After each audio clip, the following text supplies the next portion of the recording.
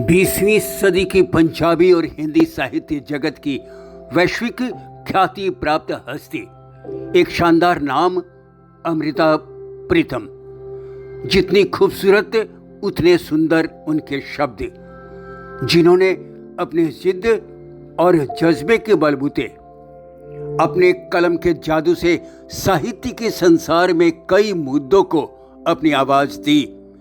स्त्री मन को बेहद खूबसूरती से टटोलती कहानियां और उपन्यास लिखे तो भावना, प्रेम और संवेदनाओं से भरी कविताओं की रचना भी की। महज एक लेखिका, कथाकार, उपन्यासकार या कवियत्री नहीं, एक युग, एक परंपरा, जिन्होंने जिंदगी जीने का अलग तरीका और सलीका बताया तो प्यार की वो परिभाषा भी दी जिसमें खोना ही पाना और पाना ही खोना होता है। जन्म 31 अगस्त 1919 को अविभाजित भारत के पंजाब के गुजरावाला में। इनकी मां राज कौर मूलतः गुजरात से थी, जिनका पहला पति ब्रिटिश सेना में शामिल हो परदेश चला गया और फिर कभी नहीं लौटा। फलतः अपनी सूनी दुनिया में रंग भरने के लिए वे लाहौर के गुजरावाला आ गई, जहां एक स्कूल में अपनी एक विधवा भाभी संग शिक्षक की नौकरी कर ली। अक्सर स्कूल जाने से पहले दोनों एक संत के डेरे पर माथा टेकने जाती थी। वहीं राज कौर की भेंट एक नौजवान साधु नंद स्वामी से हुई, जो संस्कृत, ब्रजभाषा और साहित्य का जानकार था और निजी जिंदगी के झटके खाकर सन्यासी हो गया था। कहते हैं एक दिन तेज बारिश में भीगने से बचने के लिए दोनों शिक्षिका महिलाओं ने डेरे में शरण ले रखी थी। उसी दौरान राज कौर और नंद स्वामी के बीच का प्रेम प्रस्फुटित हुआ और दोनों ने शादी कर ली। अब नंद स्वामी करतार सिंह पीयूष हो गए। पीयूष यानी अमृत। और 10 वर्षों के बाद जब घर में बेटी का जन्म हुआ, नाम रखा अमृत कौर। करतार ने अपना उपनाम हितकारी रख लिया। वे गृहस्थाश्रम में लौट तो आए, मगर फकीरी नहीं गई थी। घर में भक्ति का माहौल अभी था। अमृत का शुरुआती जीवन और शिक्षा लाहौर में ही हुई। दुर्भाग्यवश अमृत जब महज 10-11 साल की थी, मां का साया उनके ऊपर से उठ गया।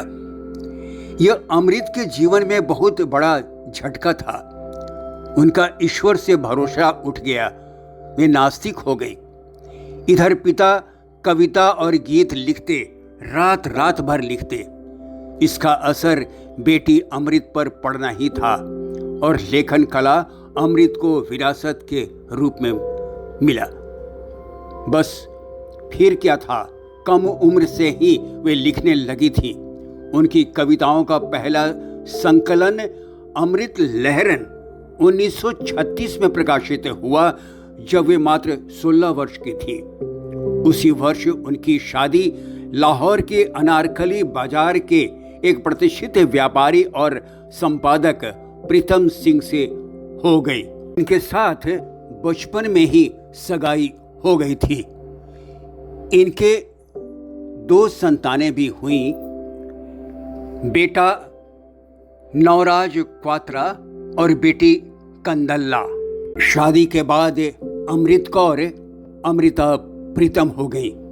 उनका पहला मर्मस्पर्शी कहानियों का संकलन हीरे दी कनी का प्रकाशन 1942 में हुआ। 1943 तक अमृता प्रीतम की कोई आधी दर्जन काव्य संग्रह प्रकाशित हो चुकी थी। अमृता ने अपने सफर की शुरुआत एक रोमांटिक कवित्री के रूप में किया, मगर जल्द ही अपना रुख बदल लिया और प्रगतिशील लेखक आंदोलन का हिस्सा बन गई। इस बीच वे ऑल इंडिया रेडियो के लाहौर केंद्र से भी जुड़ी, जहां अपनी रचनाओं का प्रसारण कराया। उन्होंने साहित्य को समाज से जोड़ने की कोशिश की और आया 1944 से, जब प्रीतनगर लाहौर के एक मुशायरे के दौरान मुलाकात हुई शायरी के जादूगर और गज़लों के सरताज साहिर लुधियानवी से। उस वक्त तक वे शायरी के मंच पर उभर ही रहे थे, तब दोनों ही के दिल में एक हलचल सी उठी, मगर जुबां पर ना आई। शब्द खामोश थे, पर ये खामोशी ही बात कर रही थी। वो लिखती हैं, मुझे नहीं मालूम कि वो साहिर के लफ्ज़ों की जादूगरी थी या उनकी खामोश नज़र का कमाल था, लेकिन कुछ तो था जिसने मुझे अपनी तरफ खींच लिया। आज जब उस रात को आंखें मूंद कर देखती हूँ तो ऐसा समझ आता है कि तकदीर ने मेरे दिल में इश्क का बीज डाला, जिसे बारिश की फुहारों ने बढ़ा दिया। उस दिन बारिश हुई थी। अमृता अपने ख़तों में साहिर से बात करती थी। जब कभी वो लाहौर अमृता के घर आते, गुमसुम से सिगरेट पिया करते थे। अपनी आत्मकथा रसीदी टिकट में वे लिखती हैं, वो चुपचाप मेरे कमरे में सिगरेट पिया करता, आधी पीने के बाद सिगरेट बुझा देता और नई सिगरेट सुलगा लेता। जब वो जाता तो कमरे में उसकी पी हुई सिगरेटों की महक बची रहती। मैं उन सिगरेट को संभाल कर रखती और अकेले में उन बटों को दोबारा सुलगाती। जब मैं उन्हें अपनी उंगलियों में पकड़ती तो मुझे लगता कि मैं साहिर के हाथों को छू रही हूँ। इस तरह मुझे सिगरेट पीने की लत लगी। दोनों अपनी अपनी जाति जिंदगी का बोझ ढो रहे थे। कहते हैं साहिर ने उस प्याली को बिना धोए संभाल के रखा था जिसमें अमृता ने चाय पी थी। 1947 में मुल्क के बंटवारे का दंश उन्होंने भी देखा और झेला। ये उनके जीवन और साहित्य का सबसे बड़ा मोड़ था। वह खौफनाक मंजर था। उन्होंने लाशें देखी, लाशों जैसे लोग देखे और लाशों जैसी जिंदगी भी। गर्भ में बच्चा और साथ में साहिर से प्राप्त नज़्म ताजमहल। अमृता ने लाहौर में अपने दिल का टुकड़ा छोड़ देहरादून के रास्ते दिल्ली की ओर रुख किया। रास्ते में एक कागज के टुकड़े पर सूफी कवि वारिस शाह, जिन्होंने हीर रांझा की दुखद गाथा लिखी थी, को संबोधित एक कविता में अपनी पीड़ा व्यक्त की। अज आखा बारी शाह नू कितन कब्रान विचोन बोल, ते अज किताबे इश्क दा कोई अगला वार का फूल।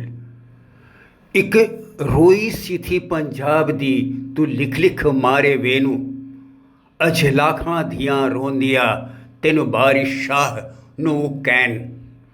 उठ दर्द मंदां दिया दर्दिया, उठ तक अपना पंजाब, अज वैली लाशों बीशियां ते लहू दी भारी चिनाब। विभाजन की भयावहता की मार्मिक याद दिलाती इस मरसिया ने दोनों मुल्कों के लोगों को मर्माहत किया, सरहदें बांध न पाईं। अमृता प्रीतम के 1950 में प्रकाशित उपन्यास पिंजर, जिसमें विभाजन के दंगों और उस दौरान पीड़ित महिलाओं के संकट बयां की गई हैं, पर चंद्र प्रकाश द्विवेदी के निर्देशन में 2003 में फिल्म बनी, जिसे राष्ट्रीय एकता पर सर्वश्रेष्ठ फीचर फिल्म का राष्ट्रीय फिल्म पुरस्कार मिला। इसके पूर्व भी उनकी रचना धरती सागर ते सीधियां पर 1975 में कदम्बरी नाम से फिल्म बनी। फिर उनादी कहानी पर 1976 में बासु भट्टाचार्य के निर्देशन में फिल्म बनी डाकू। दिल्ली आने के बाद अमृता प्रीतम वहां की ऑल इंडिया रेडियो की पंजाबी सेवा में काम करने लगी। इस बीच उन्होंने कहानियों, कविताओं, उपन्यासों की झड़ी लगा दी। उधर साहिर बम्बई में फिल्मों में गीत लिखने लगे थे। अक्सर जब रेडियो पर कार्यक्रम प्रस्तुत करते साहिर के गीत बजते तो लगता जैसे वे उनके पास में ही हों। भूल न पाई थी वे, भला रूह अलग होता है क्या। साहिर के गीतों में भी उनकी चाहत की झलक मिल जाती थी। लाखों दीवाने थे अमृता के रेडियो कार्यक्रमों के, मगर वो जिनकी दीवानी थी वो उनसे बहुत दूर था। 1956 में उन्हें पंजाबी नज़्म में सुनहरे के लिए साहित्य अकादमी पुरस्कार मिला। इसमें विभाजन की पीड़ा और नारी मन की अनुभूतियों को बेहद संवेदनशीलता से उकेरा गया है। यह उपलब्धि हासिल करने वाली वे पहली महिला थीं। ये उन्होंने साहिर के लिए लिखा था। उन्होंने कहा कि पुरस्कारों के लिए तो उन्होंने लिखा ही नहीं, और जिसके लिए लिखा उसने तो पढ़ा ही नहीं। साहित्य अकादमी से उन्हें फेलोशिप भी मिला। इस बीच साहिर का सुधा मल्होत्रा के नज़दीकियों की खबर ने उन्हें सदमा पहुंचाया। फिर भी ताउम्र एक तरफा उनकी चाहत खत्म नहीं हुई। साहिर से उनका इश्क ऐसा था कि कोई 33 साल के वैवाहिक जीवन में सांस लेने में भी उन्हें घुटन महसूस हो रही थी। अंततः 1960 में अकेले रहने का फैसला कर पति से तलाक ले लिया। तलाक के बाद उनकी रचनाएं नारीवादी दृष्टिकोण से अधिक प्रभावशाली हो गई। इसके पूर्व 1958 में इंद्रजीत सिंह नाम का एक चित्रकार बड़े नाटकीय ढंग से उनकी जिंदगी में आया, जो उनसे 7 साल छोटा था, जिसे दुनिया ने अमृता के जीवन में रंग भरने वाला इमरोज के नाम से जाना, जो कोई 45 वर्षों तक साये की तरह उनके साथ रहा। कहते हैं दोनों का रिश्ता कुछ ऐसा चला कि 7 फेरों के रिश्ते भी उनके सामने फीके पड़ गए। बहुत पहले इसने अमृता के 1949 में प्रकाशित उपन्यास डॉक्टर देव को पढ़कर फोन किया था, मगर अमृता ने काट दिया था। इमरोज उर्दू की पत्रिका शमा और आईना के लिए काम करते थे। अमृता ने इसी साल साहिर के नाम आखिरी खत लिखा, मगर पोस्ट नहीं किया, बल्कि पुस्तक की शक्ल देकर कवर पृष्ठ हेतु इमरोज से संपर्क किया। दोनों एक ही मोहल्ले में रहते थे।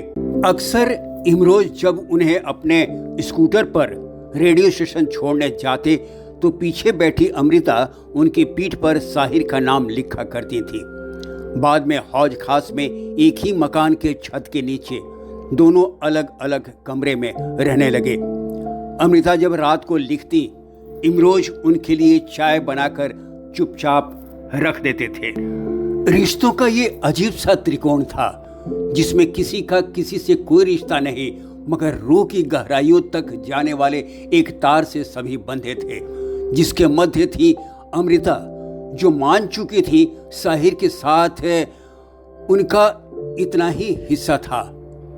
साहिर भी जानते थे उनका प्रेम मुकम्मल होना संभव नहीं। इधर इमरोज सब कुछ जानकर भी संतुष्ट थे कि अमृत का एक बूंद भी ज्यादा है। अधूरी मोहब्बत का वो अफसाना जो कीचड़ में कमल की तरह पवित्र था कि मिसाल नहीं। अमृता मानती थी साहिर खुले आसमान सदृश थे तो इमरोज घर की छत। ये बात अलग है कि छत खुलती आसमान में है। इमरोज के साथ मिलकर अमृता ने एक मासिक साहित्यिक पत्रिका नागमणि का संपादन कोई 33 वर्षों तक किया।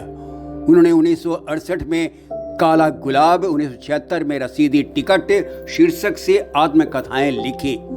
1982 में उनकी कविताओं का एक अत्यंत महत्वपूर्ण और भावपूर्ण संकलन कागज ते कैनवास के लिए भारत के सर्वोच्च साहित्यिक सम्मान भारतीय ज्ञानपीठ पुरस्कार प्रदान किया गया, जिसे प्राप्त करने वाली वे पहली महिला थी।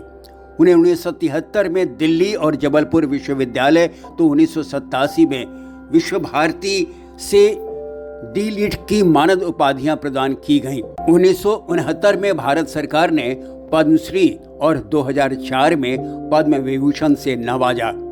1986 में राज्यसभा के लिए भी मनोनीत हुई। वे पंजाब रत्न पुरस्कार पाने वाली पहली महिला थी। इमरोज ने अमृता के जीवन के आखिरी वक्त तक साथ निभाया, यहाँ तक कि बंबई में गुरुदत्त के नौकरी के प्रस्ताव को भी ठुकरा दिया। उनके लिए अमृता कहती थी, अजनबी तुम मुझे जिंदगी की शाम में क्यों मिले, मिलना था तो दोपहर में मिलते।